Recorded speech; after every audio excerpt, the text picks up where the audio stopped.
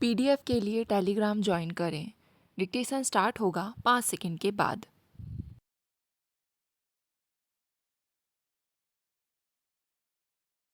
उपसभापति महोदय, आज देश को स्वतंत्र हुए कितने वर्ष हो गए हैं और प्रारंभ से ही गरीबी उन्मूलन भारत की विकास नीति का प्रमुख ध्येय रहा है, जिसमें सबसे अधिक बल ग्रामीण विकास और गांव में रहने वाले गरीबों की आय बढ़ाने पर दिया गया है।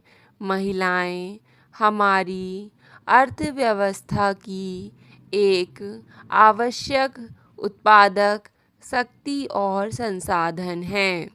प्रगतिशील समाज की स्थापना के लिए यह आवश्यक है कि महिलाओं का पूर्ण विकास और कल्याण हो।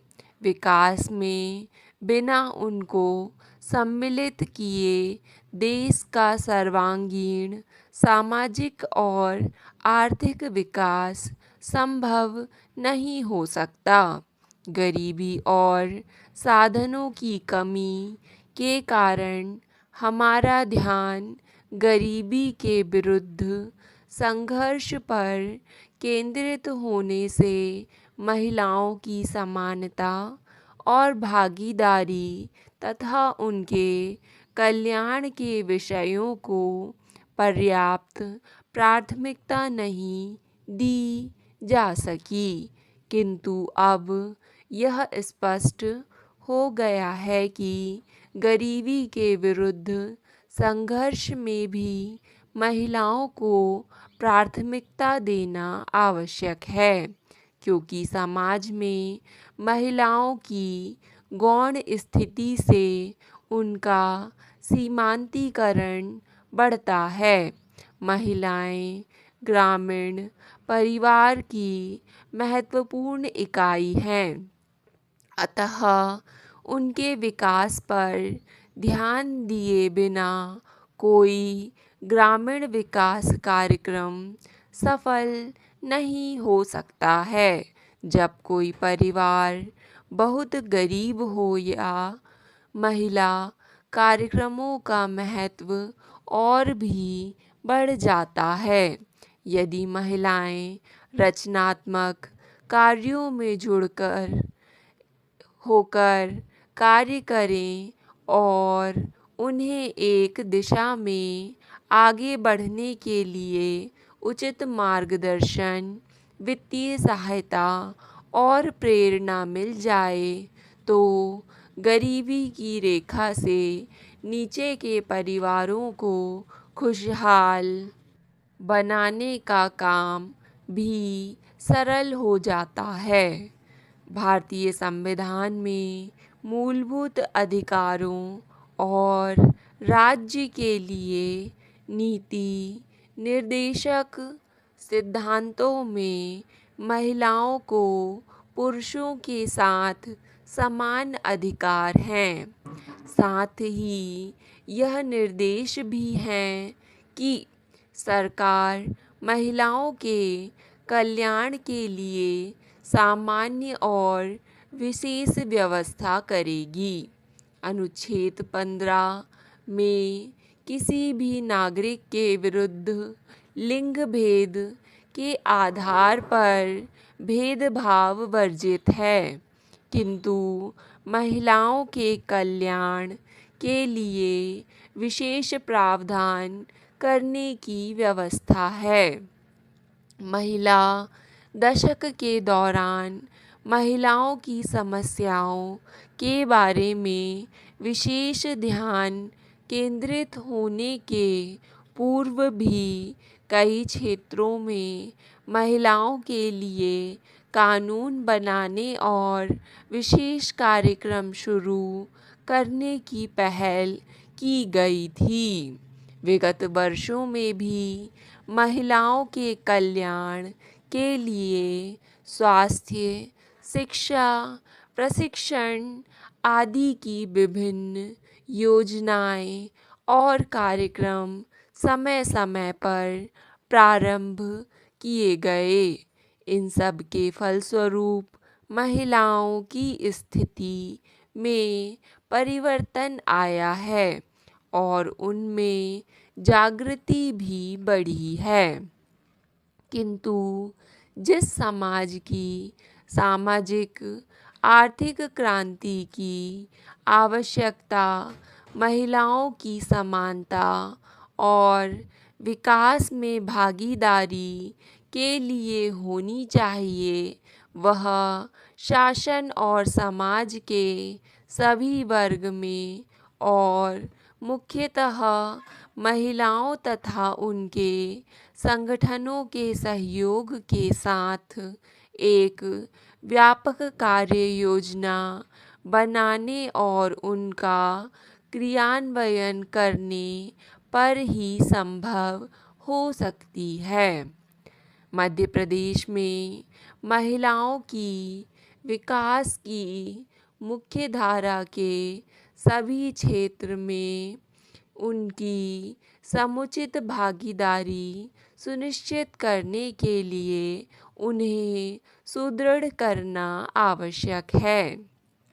उपसभापति महोदय, उनके पास आवश्यक संसाधन, लक्ष्य, जिम्मेदारी और अधिकार भी होने आवश्यक हैं।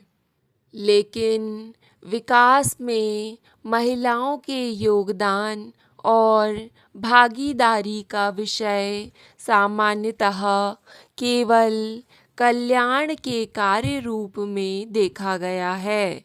इस कारण उसे कम प्राथमिकता मिली और उसके लिए कार्यक्रमों का वित्तीय भार विकास और समाज के लिए योगदान के बजाय एक अतिरिक्त भार समझा गया। इसके फलस्वरूप विकास और महिलाओं से संबंधित लक्ष्य कार्यक्रम और परियोजनाओं तथा उनके लिए साधन और व्यवस्था को पर्याप्त स्थान नहीं मिला, जिससे महिलाओं की प्रभावी भागीदारी के प्रोत्साहन के लिए संलग्न संस्थागत, तकनीकी और आर्थिक संसाधन भी कमज़ोर रहे हैं।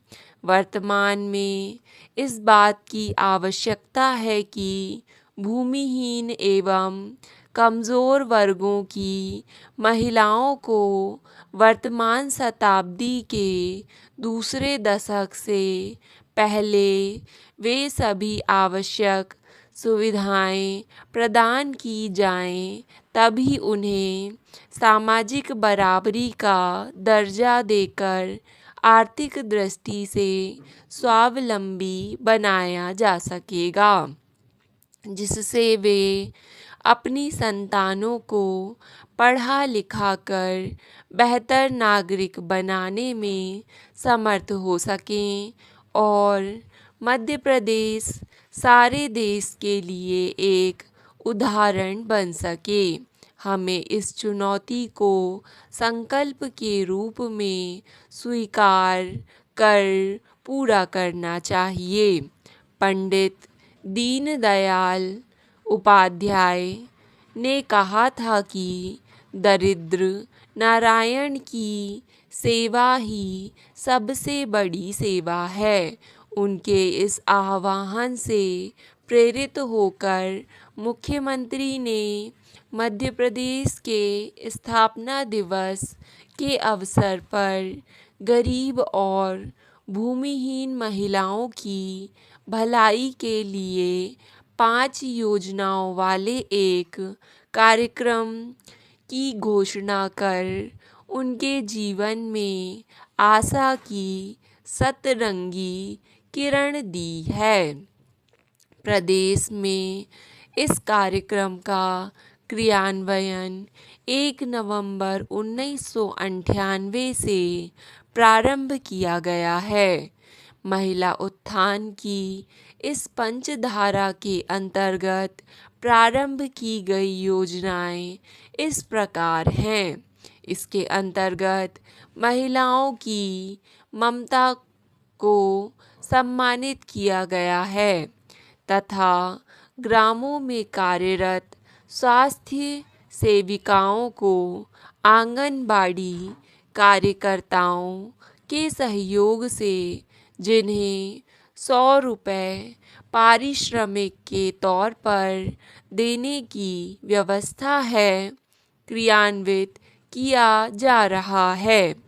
इस कार्यक्रम के अंतर्गत गरीब और भूमिहीन स्त्रियों के लिए रोगोपचार की सुविधा के अंतर्गत रोगी महिलाओं का अस्पतालों में निःशुल्क उपचार किए जाने के साथ ही साथ उनकी सेवा करने वाले पारिवारिक जन के लिए उस अवधि में मुफ्त भोजन और आवास की व्यवस्था का प्रावधान है। यह योजना निराश्रितों, विधवाओं के लिए पेंशन प्राप्त करने की प्रक्रिया को सरल बनाने के लिए की गई है, जिसके अंतर्गत अब पेंशन की रकम का भुगतान डाकघर, बचत खाते या बैंक खातों के द्वारा किया जाएगा। इसके लिए उन्हें निःशुल्क परिचय पत्र उपलब्ध कराए जाएंगे।